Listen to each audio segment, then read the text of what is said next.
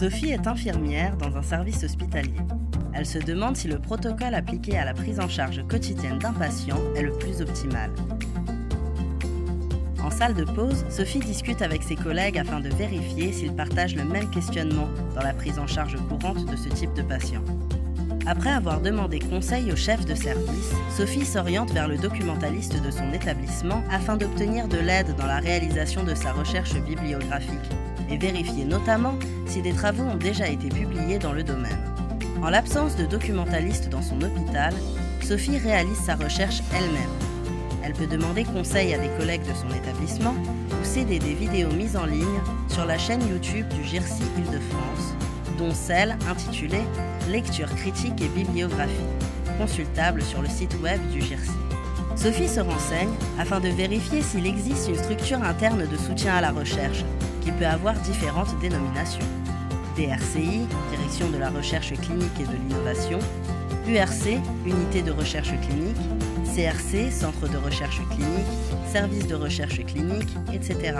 Elle identifie le contact d'un coordonnateur de la recherche au sein de l'unité de soutien à la recherche de son hôpital ou à la direction des soins, et l'appelle ou lui envoie un mail. Sophie rencontre Nicolas, coordonnateur de la recherche au sein de la structure de soutien à la recherche de son hôpital. Il lui présente le fonctionnement de la structure de soutien à la recherche et le rôle qu'elle peut apporter à Sophie dans l'élaboration et la mise en œuvre des projets de recherche. Lors de ce rendez-vous, Sophie présente également son idée à Nicolas afin d'identifier ensemble la problématique du projet et avoir un premier échange sur les objectifs et critères de jugement à retenir.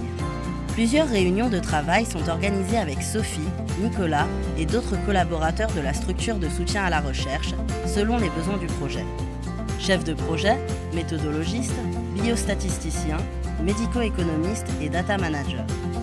S'il n'y a pas de méthodologiste au sein de l'hôpital, l'appui du méthodologiste du GIRSI peut être sollicité.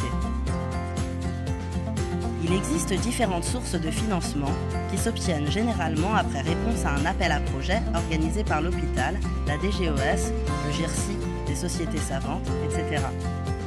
Certains projets peuvent également être autofinancés par l'hôpital. Les principaux appels à projets sont référencés dans le thésaurus du GIRSI Est. Afin d'être guidée dans la préparation de sa réponse à un AAP, Sophie peut consulter la vidéo intitulée « Se préparer et répondre à un AAP », mise en ligne sur le site web du GIRSI. Sophie initie la rédaction de la lettre d'intention et complète la grille budgétaire grâce au conseil des différents collaborateurs rencontrés précédemment. Elle peut les solliciter en cas de questions ou besoin de conseils. Une fois le projet finalisé, elle le soumet à un ou plusieurs appels à projets identifiés au préalable.